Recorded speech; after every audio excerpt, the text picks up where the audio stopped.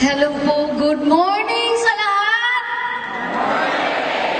Hindi ko kayo masyado makita kasi ang light nakafocus sa akin. So first of all, magpinto ko na, thank you muna ako before sa story ko. First of all, thank you Almighty Father for having the opportunity nagbigay mo sa amin sa AIM Global. Thank you, Doc Ed Cabantog and Dr. Connie Cabantog. Thank you for mentoring me for the past 11 years.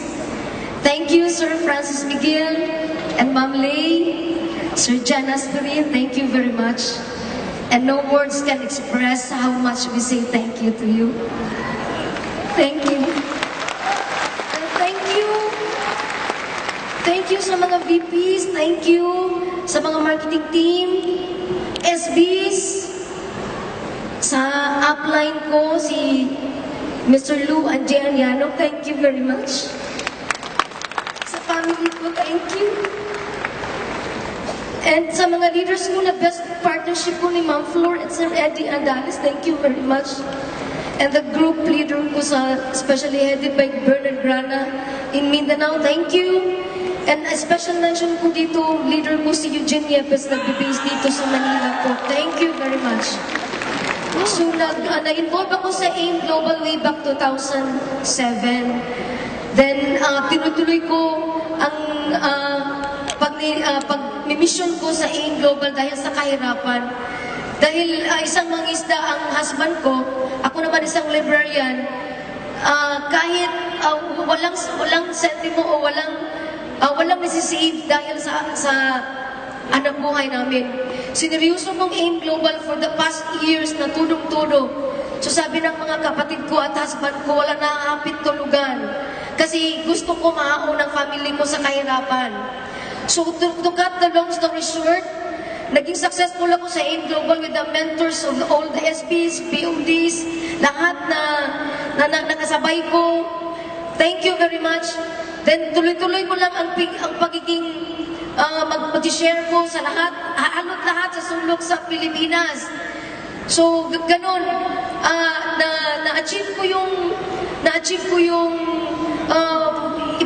hopefully ma-inspire po kayo dito. Na-achieve ko yung first million ko within 11 months.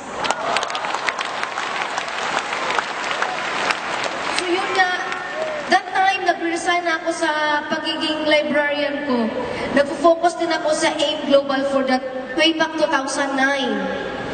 So ngayon, yes po, akala ko may picture sa dulo. Yes po. Yung mga, ibangkit mo na lang yung mga achievements ko dito para ma-inspire ang lahat. So, 3 pong anak namin. So, nagtayo kami ng 3 bahay para hindi sila magsumbagay. Yes po. Then, sa achievements namin, sa isang ordinaryo na mangingisda ang husband ko, ang latest achievement namin ngayon, aside from 4 na sasakyan, ang achievement namin ngayon, yung bagong bahay sa para sa bunso namin, yung 2-story na house na mayroong swimming pool sa rooftop.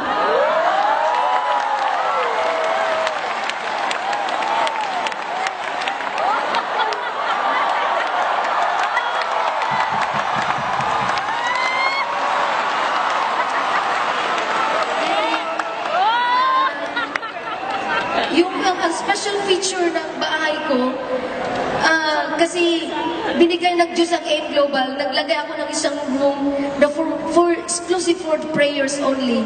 Yung prayer room. So yun ang achievement ko, yung sa bahay ko, yung may prayer room. Kasi every time ako nagdadasal, kasi yung parang magic talaga yung nangyari sa amin. Yung everyday ang encashment talaga. Na hindi namin mapaniwala yung sarili namin na pwede kami mag-shopping para sa bahay yung mga gamit. So, ang sabi ko sa husband ko, bakit nagtayo ka ng bahay na may may swimming pool sa rooftop. Sabi niya, yung dream niya, nung bata pa siya, gusto siya magtayo ng bahay na may swimming pool sa rooftop. So, hindi imposible sa AIM Global. Binigay talaga yung mga dreams ng isang mangingisda.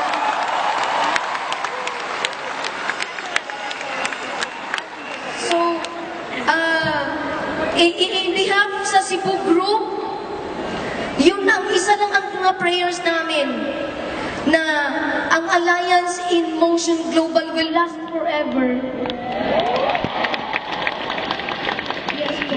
Payo ko lang sa lahat, stay put with AIM Global kasi nandito na lahat ang mga binigay ng Diyos sa atin. Trabahuin na lang natin. So thank you very much and God be the glory.